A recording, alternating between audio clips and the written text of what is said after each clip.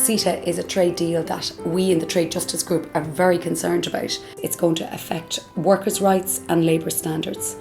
It also is going to affect the quality of our food.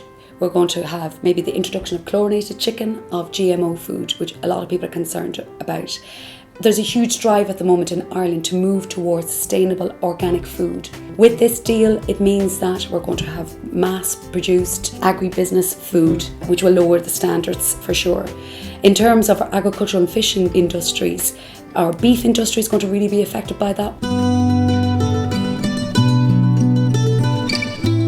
I'm here in Longford with Johnny Murray, and this is a typical family farm. The Central Statistics Office tells us that the average size of an Irish farm is 30 hectares. In Canada, the average farm size is 800 hectares. If CETA is ratified, it will actually wipe out the family farm as we know it, and the Irish landscape as we know it. There's absolutely no way that the Irish family farm can survive with 50,000 tonnes of beef being imported into the EU. Under CETA, we have what's called the harmonisation of regulations. In the EU, there are very, very strict standards for the production of food.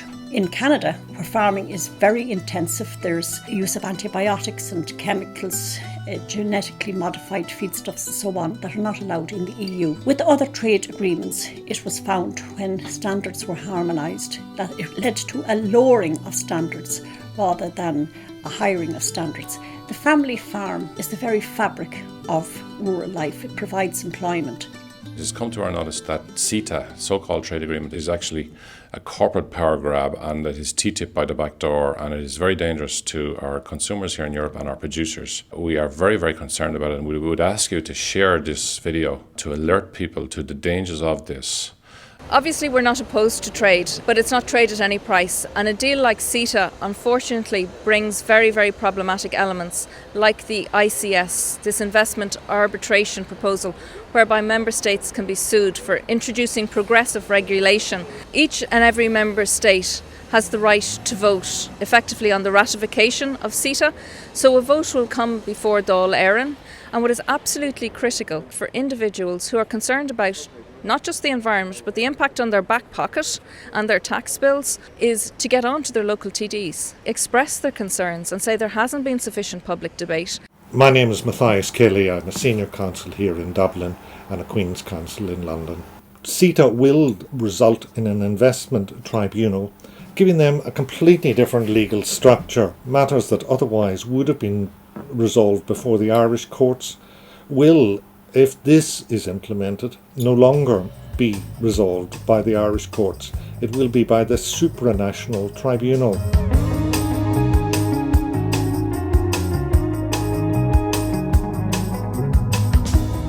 I think the CETA proposal does give rise to constitutional issues in Ireland. I say that because Article 34, Subarticle 1 of the Constitution vests the power to dispense justice in the Irish domestic courts.